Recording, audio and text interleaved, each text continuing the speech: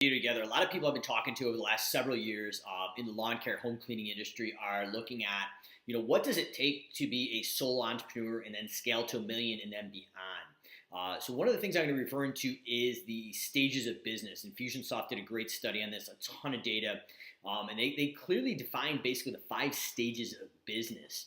And I kind of run through those and show you the hurdles and things that we find along this path through some extensive training that I went through, as well as my own experiences in working with hundreds of business owners. There seems to be a commonality to this. But the first, I'm going to start right off from the beginning and to the end, and then I'm going to kind of lift the hood up a little bit is how we use this framework to build process and systems in our business to scale past these hurdles and these issues we're having. And then actually how we took small automations and built them together and how they actually were plugged in along the way of these stages of business to scale to a million and beyond. But there's some commonality no matter what service industry you're in, whether it's lawn care or home cleaning, that I think are very applicable to this. And if we can break them down in digestible chunks, no matter where you are in the journey of growing your business, there should be some really good executable takeaways. So I'm going to be building a lot of content around this. A lot of people look at the automations I built in my company and they're like, well, why would I need all of that in the business? And this is where I'm at. But being able to look at a 40,000 square foot overview and having the perspective of the hurdles and things that you don't know that are in front of you and talking to somebody who's already been there and basically have seen them and overcome them can save you a lot of time. And I'm not to say that we've tackled all these hurdles perfectly, but we figured out once we hit them how to overcome them, or similar to maybe some of you guys watching the video and girls watching the video, that we went out and sought experts that already had hit that million and beyond mark as we were scaling our business. And what are these hurdles and how do we overcome them? But the 5 stages of business success, I think, really brings some major context. So I'm going to read these out to you and just kind of explain them, and then take at least the high level highlights of where I think you can implement some of these processes and systems in your business to get to the next level and not hit that hurdle or that just gray area. So the first level of business, stage 1, is actually broken up into 2 different versions if you buy into this ideology. So stage 1 entrepreneur, the first stage, we'll call it 1A, is basically a side job. You still got a full-time hustle, a full-time job, but you've got a side time hustle. So you've got one employee, which is yourself. You're making anywhere from $0 to maybe $4,000 a month in sales. And there's about 16 million of these individuals, according to the U.S. Census Bureau. Well, I'm guessing it's probably double or triple that. These are the people that have actually reported on their taxes. But we know a lot of people in this area are just, it's a side hustle. They're not reporting it the way they should be. So I would say that 16 million is probably closer to 32 or 35 million people that basically have a side job as a stage 1 solo entrepreneur. Their team consists of just them as the owner, and their biggest hurdle to scaling and basically stop working for the man and have a full-time job is time. There's just only so much time. So they're working their 9 to 5 and then maybe from 6 to dark. And on the weekends, they're creating the side hustle and trying to get something going for them. Now, 1B would be the self-employed person. So that you've finally taken the jump when there's no more time left in the day for the side hustle. You're pulling your hair out. You're working 100 hours a week. And your family's just telling you like, hey, if you're going to do this, you got to do this. You got to make that jump to full-time in self-employment. So you're self-employed at this point. Hopefully you have a DBA, you've incorporated, and you've done it by the right frameworks legally. What this looks like is usually it's still one employee. You're grossing between $4,000 and $10,000 a month. And there's about 6 million people, according to the U.S. Census Bureau, in this. So I'm guessing that's probably double again, about 12 million. So this is where the lion's share of self-employed people are at. Your team usually consists of just the owner, maybe some subcontractors, or maybe one part-time staff member. Your biggest hurdle in the second part of stage 1, the business stages, is really leads, going out and getting the leads to grow the business. You're so busy doing the day in and out on the truck or on the cleaning crew that you're not focused on driving leads to grow the business, to actually have a team and be able to substantiate enough financial income to grow to level 2. So Stage one, I will call it as a side job. Your biggest hurdle is time because you don't have enough time to continually run this business, but it's sucking more and more of your time outside of your job and probably distracting you from your full-time job. And then the second side of stage number one, I call it 1B, is when you make that full-time jump into becoming an entrepreneur. But your biggest issue is going out and getting them leads to build the business big enough to basically support yourself and then start to build a team. So what we did in this part of the business, or at least to address these hurdles outside of automations, is to go out and define a client avatar and create referral systems via word of mouth in our existing client base, and to start dabbling in some print media or maybe some flyers, 9-year-olds, to build density around our existing clients. And now we're going to jump into stage two of the business. So now you're the new employer. The business looks, the way it's going to look is you've got anywhere from 2 to 3 employees, including yourself. You're anywhere from, I'd say, $100,000 to $300,000 in annual sales. And the number of people in the U.S. now, unlike stage 1B, is now there's 1.7 million. So there's almost 5 million less companies in the entire U.S. On this scale. So obviously we've taken a pretty big jump here. Far as your team, you've either got a partner or an assistant, and your biggest hurdle at this point is sales. So what we really need to do is someone has to handle the responsibility for sales. Somebody has to take ownership of being the person that drives sales and grows this business at this time. The hurdle is it's almost impossible, or at least people think it's impossible, to have one person strictly accountable for sales. Maybe it's 1 or 2 people, and we really need sales and our backs against the wall. But in order to stay in this second area of business, stage of business, and then hopefully evolve to level 3, someone in the business has to be 100% accountable for sales and drive and embrace the need to sell. We're not just selling as a need of urgency when our back's against the wall and there's not enough money. So basically, a full-time salesperson, to get to the next level, we need to be pushing more than $300,000 in sales, and that needs to be a full-time person, or at least one person that's fully accountable and they're going to embrace it. So we need to have enough time to take the business to the next level.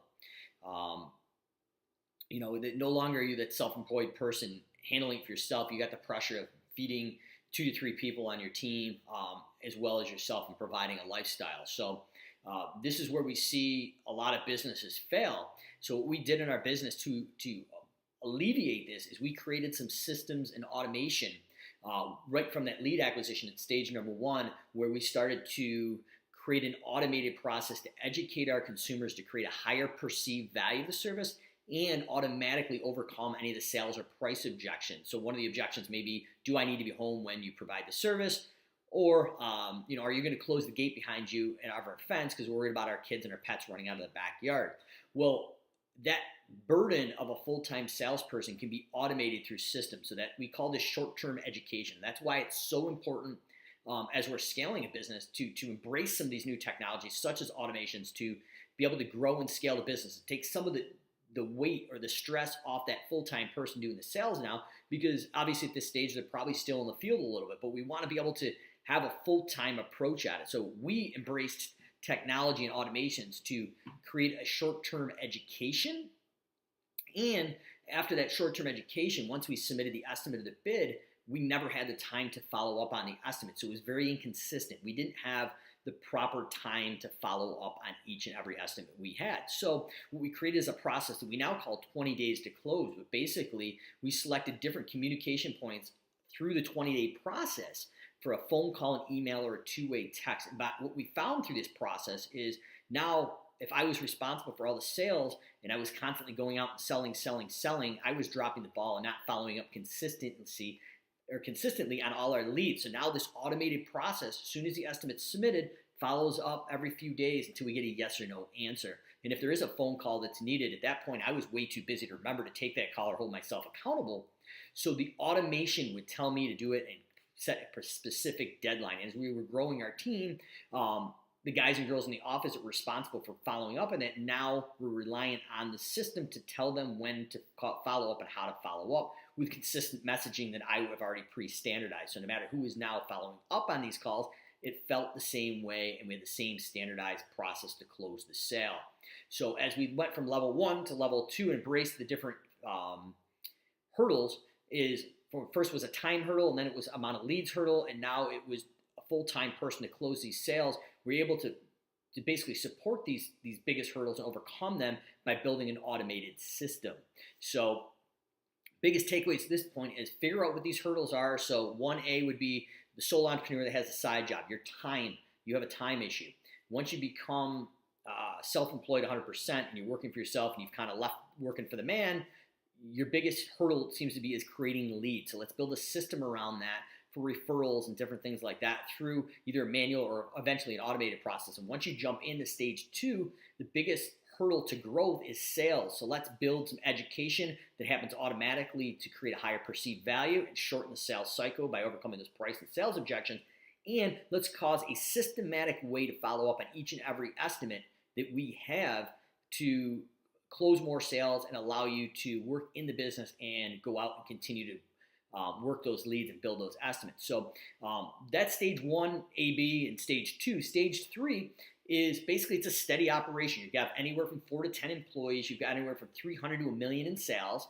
And there's about 1.9 million of these businesses in the United States, according to the Census Bureau. So basically the owner right now is usually it's just one team. And the biggest hurdle to growth is marketing and servicing these accounts, fulfilling on your brand promise with quality service. So as we do this, we're going to look at different ways to standardize the process and system and continue the service that's, we're trying to follow through on. And that's our brand promise of what we're trying to do. So one of the things we find marketing and service is be able to create a fuel the system with referrals and be able to reactivate any lost estimates or canceled clients. So what we did in our business to overcome this hurdle of marketing and service was we had a lack of marketing process. And once we figured that out, breaking that million mark, I don't want to say it was easy, but it was easily reached because we had a process and system behind it. So as we created this marketing system through the automation, we created a welcome and wow situation where we welcomed them, we acclimated them to what they can expect. And at this point, cash flow is really important. So we created an automated system to collect their credit card information and set the tone that we are going to be billing weekly on all these services. In addition, we didn't have a lot of time to follow up for quality control because now our main thing was going out and marketing and creating a solid service that was good each time. So we had to be able to follow up on it because providing that consistent service as we scaled was really tough. So we did a 30, 60, and 90-day quality constraint that was automated, that we reached out and actually made sure the consumer was happy. And if they weren't happy, the automation created a trigger that someone in the organization was held responsible to follow up on it. So how we attacked the service part and be able to fulfill on our brand promise was this quality control constraint. Next thing we did is we wanted to have better communication with our clients to actually go out and build a relationship so we can start nurturing and adding fuel to the existing client base so they could have referrals. So we added a Happy Holidays campaign that went out and wished them happy holidays, as well as monthly newsletters that educated the consumer what they should be doing in their yard or home the month in advance. And we educated them how to do it. And just really quickly at the bottom, we said, hey, by the way, if you need some help with that service, we're here to help. So by providing value up front, there was some reciprocity that this very educational piece created a great relationship. They know, liked, and trust us. And then they reached back out to us saying, hey, I don't have time to do my ornamental pruning, my spring or fall cleanup this year. Can you do it? So we created more fuel to the fire. We're adding more client lifetime value through the automation because we just didn't have the bandwidth at 4 to 10 employees to continually to build this machine. So that's why that process is so important. The next thing we did is we went out and did a referral friend. So about 30 to 40 days after that service, hey, who do you know that can use our service? And they'd refer their friends. If they signed up, we'd love them up with some gift cards and different things to reinforce that positive action of referring their friends. So now we're not necessarily spending money going out and doing organic advertising, but we're going and paid advertising like on Facebook or flyers or different things or Every Door Direct. But we're nurturing our existing client base to get them to refer their friends and family and start building their value even more to our organization. So that lack of marketing process, now we've created a system and automated to make sure it happens each and every time without our very limited bandwidth or time to continue to scale the business. And that what it's pushed us past that $1 million mark. And I think the last part of that is going out and being able to segment each client per service. So every service that we lost an estimate for, we were paying really, really good money for to get them to hit our website or call our office or fill out a Facebook lead form.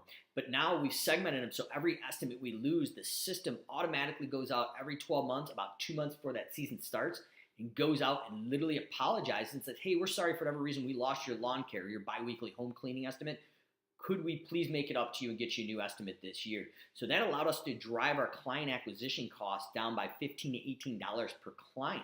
So building a process and system, then automating it to work on the biggest hurdle at stage 3, which is your marketing and service, was a massive, massive win. And I would implore you to do the same in your business. In addition, it seems really counterintuitive, but we actually segmented all our canceled clients per service and went out every 12 months and apologized for the reason they canceled their service.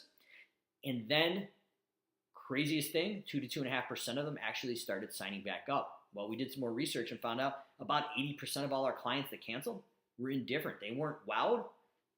They weren't really aggravated. They just found probably a cheaper option down the street, or their kid came home from school and mowed the lawn because they needed book money where they're home for the summers. But lo and behold, 3 to 4 years later, they needed a lawn care provider. So we stayed in touch with them and kept providing relevant value and creating a higher perceived value to our service.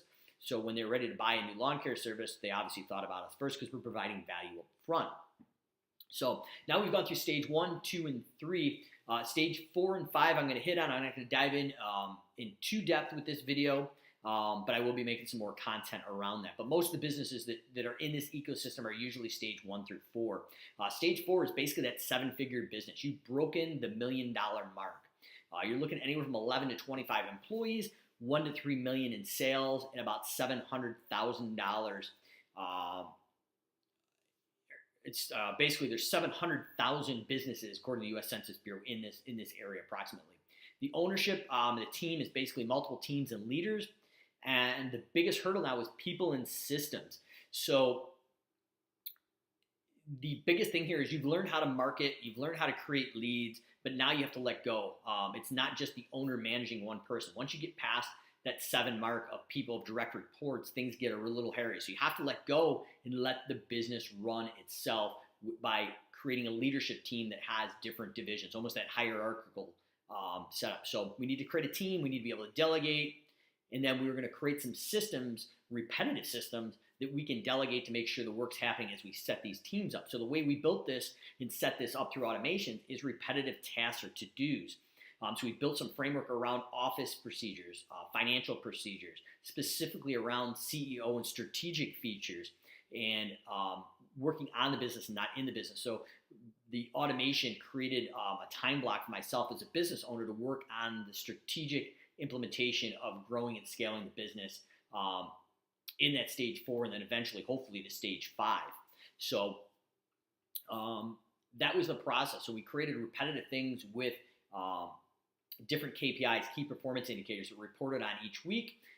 We created a vision, core values, and we were able to really buy in and start building the foundation for level 5, where the leader is no longer hiring the people. We have people we don't know hiring people we don't know on level 5, and at that point, we really need to have a vision and a leadership team that hires to that vision. So people that buy into what we're doing, because we can't micromanage the people that we were doing through stage 1 through 3, and pretty much not in stage 4. So in stage 4, the biggest hurdle is people and systems. We're creating that foundation to scale to stage 5. So we got to create a team to be able to delegate. We've created automated systems for daily, weekly, monthly, quarterly, and yearly functions, so they happen each and every time without them relying on the owner, and they can be delegated to the management teams that we've created. The last stage of business is stage 5. This is employees are looking for anywhere from 26 to 100, about 3 million to 10 million. And past that point, we probably consider that a large business. We're looking at about 300,000 of these businesses in the U.S.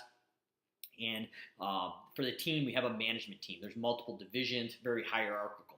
And I basically mentioned it before. The biggest hurdle for growth past this is leadership and culture. So we need to build a culture here, your mission, your values, and we need to hire to that values and the mission to make sure the culture and everybody we're bringing on aligns with that, so they're working within the confines of where we're going, that North Star, that BHAG, that big, hairy, audacious goal. So hopefully everybody's found this helpful.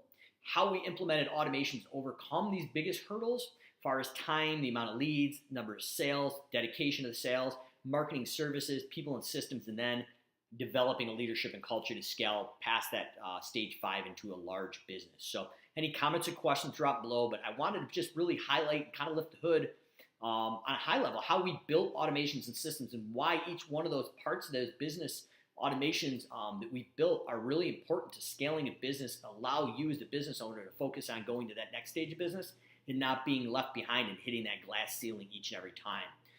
So this is something we've learned obviously through our own struggles. 85% of the stuff we did right.